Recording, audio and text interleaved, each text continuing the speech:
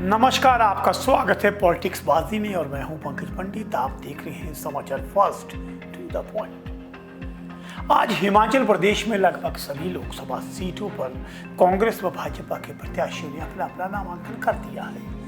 आज मुख्यतः अगर हम देखें तो सबसे महत्वपूर्ण जो आज नामांकन थे उसमें अनुराग ठाकुर जो हमीरपुर संसदीय क्षेत्र से भाजपा के प्रत्याशी हैं, आज उन्होंने अपना नामांकन वहां पे दाखिल किया। इस मौके पे उनके साथ उनके पिता प्रेम कुमार धूमल भी मौजूद थे। वहीं दूसरी तरफ अगर बात करूं मैं शिमला में आज दोनों ही प्रत्याशियों ने जो है अपना नामांकन पत्र भरा है। वहाँ भाजपा की ओर से दूसरी बार जो है वो सुरेश कश्यप मैदान में है, वहीं कांग्रेस की ओर से इस बार नए चेहरे के रूप में विनोद सुल्तानपुरी को मैदान में उतारा गया है। विनोद सुल्तानपुरी के साथ मुख्यमंत्री सुखविंदर सिंह सुक्खू के साथ कांग्रेस प्रदेशाध्यक्ष प्रतिभा सिंह भी मौजूद रही। इस मौके पर एक जनसभा का आयोजन भी किया गया, लेकिन इस बार भाजपा ने अपनी रणनीति बदली है। आज भाजपा ने नॉमिनेशन किया, लेकिन उन्होंने अपनी रैलियां पिछले कल ही यानी एक दिन पहले ही कर ली थी। कल शिमला में और हमीरपुर में अनुराग ठाकुर की विजय संकल्प यात्रा हुई थी, वहीं शिमला में भी एक बड़ी जनसभा का आयोजन किया था। ये नॉमिनेशन से एक दिन पहले बड़े आयोजन कर भाजपा ने इस बार अपनी रणनीति बदली है और नामांकन वाले दिन फोकस नामांकन पर ही रखा है। इससे पहले हम आज की पॉलिटिक्स बाजी को आगे बढ़ाएं, आइए आपको ले चलते हैं शिमला में हमारे जो पत्रकार हैं नीरज डोगरा, उनसे सीधे जुड़ते हैं। तो नीरज, कैसा लग रहा है आज दोनों के दोनों प्रत्याशियों ने अपने नामांकन पत्र शिमला से भर दिए हैं, तो क्या माहौल था शिमला में आज और आपको क्या लग रहा है इस मुकाबले में, क्या रहेगा इसका? हिमाचल प्रदेश में जो है सीधा मुकाबला भाजपा और कांग्रेस में देखने के लिए मिल रहा है। शिमला संसदीय क्षेत्र की जहां तक मैं बात करूं तो यहां पर मुकाबला भाजपा और कांग्रेस में साफ तौर पर देखने के लिए मिल रहा है। हालांकि जो कई और प्रत्याशी ऐसे भी हैं जिन्होंने अपना नामांकन यहां पर दर्ज करवाया है। चाहे वो राष्ट्रीय देवभूमि पार्टी की तरफ से बात करें तो वहां पर प्रत्याशी ने अपना नामांकन दर्ज करवाया है। इसी के साथ अगर बसपा के उम्मीदवार की बात करें तो उन्होंने भी प्रत्याशी अपना जो है मैदान में यहाँ पर उतारा है। लेकिन कहीं ना कहीं सीधी टक्कर जो है वो भाजपा और कांग्रेस में देखने के लिए मिल रही है। एक और भाजपा से जहां से मौजूदा सांसद जो हैं सुरेश कश्यप, उन्हें दोबारा यहां पर जो है वो उम्मीदवार बनाया गया है। उन्होंने अपना नामांकन भी आज दर्ज करवाया है और पिछले कल की बात करें तो शक्ति प्रदर्शन उनके द्वारा किया गया था। दूसरी ओर अगर बात की जाए तो कांग्रेस ने केडी सुल्तानपुरी के बेटे को जो है यहाँ पर अपना उम्मीदवार बनाया है और आज जो है उन्होंने अपना नामांकन यहाँ पर दर्ज करवाया है और कहीं ना कहीं उन्होंने भी जो है आज शक्ति प्रदर्शन शिमला के चौड़ा मैदान में किया है। कार्यकर्ताओं में जोश भरने का प्रयास जो है यहाँ पर किया है और जीत का दावा करते हुए जो है यहाँ पर नजर आ रहे हैं। कुल मिलाकर अगर बात की जाए तो सीधी टक्कर जो है यहाँ पर कांग्रेस और भाजपा में ही देखने के लिए मिलेगी। तो इसी को आगे बढ़ाते हुए अगर नीरज मैं आपसे बात करूं तो हमने देखा कि पहली बार भाजपा ने अपनी रणनीति को बदला है। भाजपा ने इस बार नॉमिनेशन के बजाय उसके पिछले दिन ही जो है वो बड़ी रैलियां की है। मैं बात चाहे शिमला की करूं चाहे हमीरपुर की करूं, तो इसके पीछे क्या भाजपा की कोई सदी हुई रणनीति है? देखिए, जिस तरह से मैंने पहले भी ये जिक्र किया कि पिछले कल जिस तरह से भाजपा ने यहाँ पर शक्ति प्रदर्शन किया है तो रणनीति बिल्कुल यहाँ पर साफ दिखती हुई नजर आ रही है। एक तरफ जहाँ कांग्रेस ने आज जो है नामांकन भरने के बाद कार्यकर्ताओं को शिमला संसदीय क्षेत्र में बूस्ट किया है, वहीं भाजपा ने पिछले कल ही यहाँ पर जो है वो कार्यकर्ताओं को बूस्ट कर दिया है। शिमला के चौड़ा मैदान में जो है पिछले कल जिस तरह से भाजपा ने पूरी तरह से यहाँ पर शक्ति प्रदर्शन किया है, कार्यकर्ताओं में जोश भरने का प्रयास किया है। जो मोदी सरकार की जो है उपलब्धियां यहां पर गिनाई गई हैं और जनता के बीच जो है उन्हें यहां पर रखा गया है कि किस तरह से जो है मोदी सरकार जो है केंद्र में कार्य करती हुई नजर आ रही है और किस तरह से हिमाचल प्रदेश में जो है कितना विकास यहां पर करवाया गया है। वहीं दूसरी ओर अगर बात की जाए तो कांग्रेस ने जो है यहां पर प्रचार में जो है 1.5 साल की उपलब्धियां जो हिमाचल प्रदेश में सरकार भी है और उसकी उपलब्धियां भी यहां पर बनाई कि जिस तरह से ओपीएस को यहां पर बहाल किया गया है, 1500 रुपए की गारंटी को यहां पर पूरा किया गया है और बाकी जो अन्य 3 और गारंटियां थी उन्हें भी यहां पर जो है कहीं ना कहीं पूरा कर दिया गया है। तो इन तमाम चीजों को लेकर उपलब्धियां जो है कांग्रेस की तरफ से यहां पर गिनाई गई हैं। इसी को लेकर जो है कार्यकर्ताओं को भी यहां पर बूस्ट किया गया है। तो नीरज, जब बात आते हैं शिमला संसदीय क्षेत्र में, शिमला संसदीय क्षेत्र से सुरेश कश्यप जो है वो दूसरी बार मैदान में उतरे हैं लगातार और पिछली बार उनकी बहुत बड़ी जीत हुई थी। तो वैसे कौन कौन से बड़े मुद्दे हैं जिन्हें लेकर सुरेश कश्यप जनता के बीच जा रहे हैं और अपने लिए वोट मांग रहे हैं? देखिए, अगर भाजपा के प्रत्याशी सुरेश कश्यप की बात करें तो वो जिस तरह से जो मोदी की गारंटियां हैं, जो मोदी ने गारंटियां यहां पर दी है और जो मैनिफेस्टो भाजपा की तरफ से बनाया गया है उसको लेकर जनता के बीच में जाते हुए नजर आ रहे हैं। और जो विकास कार्य यहां पर जो है वो केंद्र सरकार ने करवाए हैं, उन तमाम चीजों को लेकर जो है भाजपा के प्रत्याशी सुरेश कश्यप जो है जनता के बीच में डोर टू डोर प्रचार करते हुए नजर आ रहे हैं और उपलब्धियां यहां पर गिना रहे हैं कि हिमाचल प्रदेश को मोदी सरकार ने क्या क्या दिया है। 2014 के बाद से, जब से मोदी सरकार जो है वो केंद्र में आई है, उसके बाद क्या क्या हिमाचल प्रदेश को उपलब्धियां जो है वो दी गई हैं, क्या बड़ी सौगातें दी गई हैं, इन तमाम चीजों को लेकर जो है वो भाजपा के प्रत्याशी सुरेश कश्यप जो है वो जाते हुए नजर आ रहे हैं। तो अब मेरा आपसे नीरज आखिरी सवाल ये रहेगा कि सुरेश कश्यप का तो आपने बता दिया कि इस मुद्दे को लेकर वो वोट मांग रहे हैं। अब बात करते हैं वहां से कांग्रेस के प्रत्याशी विनोद सुल्तानपुरी।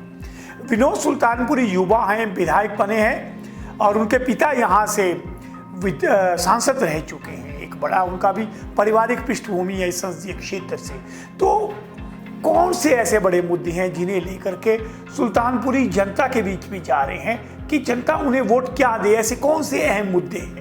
कांग्रेस की बात करें तो कांग्रेस जो है वो कहीं ना कहीं जो केडी सुल्तानपुरी के बेटे हैं, जिन्हें प्रत्याशी यहां पर विनोद सुल्तानपुरी को कांग्रेस की तरफ से लोकसभा चुनावों के लिए शिमला संसदीय क्षेत्र से बनाया गया है, वो साफ तौर पर अपने जो है उनके पिता हैं, जिस तरह से जो उनके पिता थे वो 6 बार के सांसद यहां से रह चुके हैं, उनके कार्यों को लेकर भी जो है जनता के बीच में जाते हुए नजर आ रहे हैं। साथ ही हिमाचल प्रदेश सरकार में जिस तरह से 1.5 साल का कार्यकाल पूरा हुआ है, उन उपलब्धियों को लेकर जो है कहीं ना कहीं जनता के बीच में जाते हुए नजर आ रहे हैं और उपलब्धियां यहां पर गिनाते हुए नजर आ रहे हैं कि हिमाचल प्रदेश में क्या विकास जो है 1.5 साल की सरकार ने अभी तक यहां पर किए हैं। चाहे वो जिस तरह से मैंने पहले भी जिक्र किया, ओपीएस की बात करें या फिर 1500 रुपए प्रति महिला की गारंटियों की यहां पर प्रतिमाह देने की बात करें तो उसको लेकर भी जो है यहां पर कैंपेनिंग की जा रही है। साथ ही मुख्यमंत्री सुखविंदर सिंह सुक्खू भी जो है आज रैली स्थान पर पहुंचे थे, जनसभा जो है यहाँ पर संबोधित उन्होंने भी की है और साफ तौर पर जो है भाजपा पर भी निशाना यहाँ पर कहीं ना कहीं साधते हुए नजर आ। तो धन्यवाद नीरज हमसे जुड़ने के लिए। ये थे शिमला से हमारे संवाददाता नीरज, जिन्होंने हमें बताया कि शिमला संसदीय क्षेत्र में क्या हालात है। शिमला में आज दोनों ने नामांकन पत्र भरा है, तो आज कांग्रेस की जनसभा थी और कांग्रेस की जनसभा होगी तो निश्चित तौर पे सुखविंदर सिंह सुक्खू वहां मौजूद थे और उनके निशाने पर एक बार फिर से जयराम ठाकुर रहे। जयराम ठाकुर पर उन्होंने पहले फ्लॉप डायरेक्टर बहुत मशहूर हुआ जो, लेकिन आज उन्होंने एक नई सीरीज जो आगे जयराम ठाकुर के खिलाफ निकाली है। उनका कहना है कि जो कोट जयराम ठाकुर जी ने सिलाया था शपथ के लिए, वो कोट अभी दर्जी के पास ही रहेगा, क्योंकि जयराम नहीं तय करेंगे कि सरकार कब बदलेगी, ये जनता तय करते हैं। आज एक अलग अंदाज में मुख्यमंत्री का जयराम ठाकुर पर हमला। जयराम ठाकुर जी का मैथमेटिक्स कमजोर है।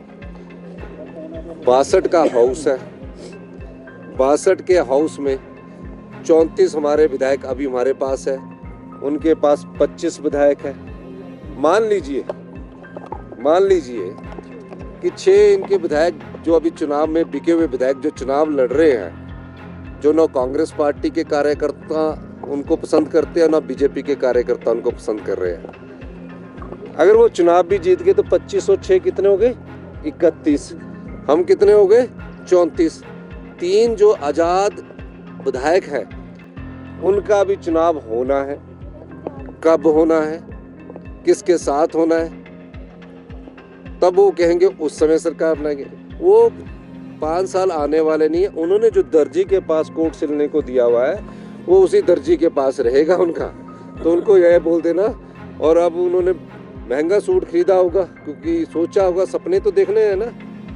उन्होंने 29 तारीख का सूट दिया हुआ, पता लगा कि दर्जी से भी सूट को वापस नहीं लिया है इन्होंने, तो बोलना वो अगले 5 साल बाद अगर जनता उनको चाहेगी, अगर हमने अच्छा काम किया तो हमें चाहेगी, तो ये जनता तय करती है, जयराम ठाकुर जी तय नहीं करते। तो ये तो सुखविंदर सिंह सुक्खू और जयराम के बीच में जो राजनीतिक अदावत है, उसी के बीच में अब एक नया जो कोर्ट वाला मामला आ गया। जल्दी ही इसका जवाब जयराम ठाकुर की ओर से भी आएगा। जिस तरह उन्होंने फिल्म के मुद्दे पर जो है सुखविंदर सिंह सुक्खू को घेरा था कि आपकी फिल्म तो 14 माह में ही फ्लॉप हो गई। देखिए जयराम ठाकुर के जो जवाब आना है उसका हमें इंतजार रहेगा, लेकिन अब बताते हैं कि नॉमिनेशन के बाद दोनों जो प्रत्याशी हैं उन्होंने अपने अपने पक्ष में क्या बात कही। आइए दिखाते हैं शिमला संसदीय क्षेत्र से दोनों प्रत्याशी विनोद सुल्तानपुरी और साथ में सुरेश कश्यप क्या क्या उन्होंने दावे किए नामांकन के बाद। ये जनता का रिस्पांस बहुत बढ़िया ढंग से मिल रहा है। 17 के 17 विधानसभा क्षेत्रों में एक बार नहीं, 2 बार नहीं, 3 बार मेरा भ्रमण हो चुका है। और पिछले कल एक विशाल जनसभा जो चौड़ा मैदान में थी उसको आपने भी कवर किया, आपने देखा भी है कि किस प्रकार का उत्साह जो है जनता के बीच में था। तो जनता ने मन बना लिया है कि फिर से मोदी जी को लाना है, जो राम को लाए हमको उनको लाना है। मेहनत करनी है, अभी तो लड़ाई शुरू है और अपने तरफ से जो बेस्ट हो सकता है अपनी बेस्ट परफॉर्म करना है। लोगों के मत को हमें मेहनत करते हुए उनके दिल को जीतना है, उस पर काम कर रहे हैं। किस तरह का रिस्पॉन्स? अद्भुत, बहुत अच्छा। सुरेश कश्यप यहाँ से सांसद उन्होंने कहा कि मुझ पर एक बार फिर जनता भरोसा करेगी, पीएम मोदी जो है वो तीसरी बार बनेंगे। देखिए कई बार लोगों से पूछ लेना चाहिए, खुद नहीं बोलना चाहिए। और अब आपको ले चलते हैं हमीरपुर में आज अनुराग ठाकुर का नॉमिनेशन था। बड़ा भावुक कर देने वाला पल उनके लिए ये था कि उनके पिता प्रेम कुमार धूमल भी मौजूद थे। हालांकि पिछले कल एक बड़ी रैली करके उन्होंने विजय संकल्प यात्रा से दावा किया था कि वो यहाँ से जीतेंगे और आज उन्होंने अपना नामांकन पत्र भरा है। इससे पहले सतपाल रायजादा यहाँ से कांग्रेस के प्रत्याशी नामांकन भर चुके हैं। यहाँ पे हमीरपुर में अनुराग ठाकुर जो एक राष्ट्रीय स्तर के नेता हैं, उनके सामने जो है मुकेश और सुखविंदर सिंह सुक्खू की जोड़ी है, जबकि दूसरी तरफ जगत प्रकाश नड्डा भी जो है वो बिलासपुर से संबंध रखते हैं। तो देखते हैं कि अनुराग और नड्डा, दूसरी तरफ अगर कहूँ तो मुकेश और सुक्खू की इन दो जोड़ियों का मुकाबला है। लेकिन अनुराग ठाकुर का अपना एक बहुत बड़ा सियासी कद है। तो आइए इस नॉमिनेशन के बाद अनुराग ठाकुर ने क्या कहा ये भी सुन लेते हैं। देखिए मैं कभी ये तय करके नहीं चलता कि कितने, ये जनता ही अपने आप इतना उत्साह, उमंग और जोश भर देती है कि हर बार एक नया कीर्तिमान बनता है। और इस बार भी आपने देखा विजय संकल्प यात्रा में उत्साह और जोश अद्भुत था, एक अलग ही नज़ारा देखने को मिलता था। इसका मतलब जनता ने कमर कस ली है कि फिर एक बार मोदी सरकार बनानी है। तो ये थे अनुराग ठाकुर। और अब आखिर में सबसे बड़ी सियासी बात जो मैं आपसे करने जा रहा हूं। अब इस सियासी बात में सबसे महत्वपूर्ण बात यह है कि एक बार फिर से चुनावों से पहले ही सुधीर व देवेंद्र जग्गी आमने सामने होंगे। जी हां, धर्मशाला विधानसभा क्षेत्र में कांग्रेस ने जहां देवेंद्र जग्गी को टिकट दिया है, वही सुधीर शर्मा भाजपा की ओर से मैदान में है। इन पर जो है 1 तारीख को वोट होने हैं, 4 को परिणाम आएगा। लेकिन कल दोनों एक ही दिन अपना नामांकन पत्र धर्मशाला विधानसभा से भर रहे हैं। एक ने अपनी रैली जो है वो जोरावर स्टेडियम में रखी है, सुधीर शर्मा ने भाजपा की। वहीं जो देवेंद्र जग्गी है उन्होंने जो दाड़ी मैदान है वहाँ पे अपना जो है वो कार्यक्रम रखा है। अब कल देखते हैं ये दोनों नेता कितने समर्थकों को अपने साथ जोड़ लाते हैं और उनकी रैली में क्या माहौल रहेगा, इसकी भी हम आपको फील्ड रिपोर्ट दिखाएंगे। लेकिन अभी सूचना जो मिली है कि कल सुखविंदर सिंह सुक्खू खुद जो है वो देवेंद्र जग्गी का नामांकन पत्र भरवाने के लिए उनके साथ आएंगे और जो सांसद आनंद शर्मा वो भी साथ में मौजूद रहेंगे। तो कल धर्मशाला बहुत गर्म रहने वाला है, मौसम भी साफ है, तो टेम्परेचर तो वहाँ का बढ़ेगा, लेकिन राजनीतिक मौसम भी कल गर्म रहने की संभावना है। मुख्यमंत्री धर्मशाला में होंगे तो निश्चित तौर पे निशाना तो साधेंगे। दूसरे धर्मशाला भी चुनावी मौके पे कोई ना कोई बड़ा वार जो है वो कांग्रेस पर करेंगे। इस पर हमारी नज़र रहेगी। कल ग्राउंड रिपोर्ट आपको मिलेगी धर्मशाला की कि क्या कांग्रेस के माहौल था और क्या भाजपा का माहौल था। और साथ ही कल एक और बड़ा नॉमिनेशन जो है वो कंगना रनौत का है, उस पर भी हम आपको लाइव ग्राउंड रिपोर्ट दिखाएंगे और उससे भी हम आपको बताएंगे कि वहाँ के जनता का जोश किस तरह से है। क्योंकि विक्रमादित्य ने जिस बड़े स्तर पर वहाँ रैली की है, उसके बाद कंगना का क्या जवाब आता है, जयराम ठाकुर और कंगना की जोड़ी कितना बड़ा जो है एक ग्रैंड शो वहाँ कर पाएंगे, इस पर भी हमारी नज़र रहेगी। आप लोग इसी तरह जुड़ते रहिए, इसी तरह देखते रहिए समाचार फास्ट टू द पॉइंट।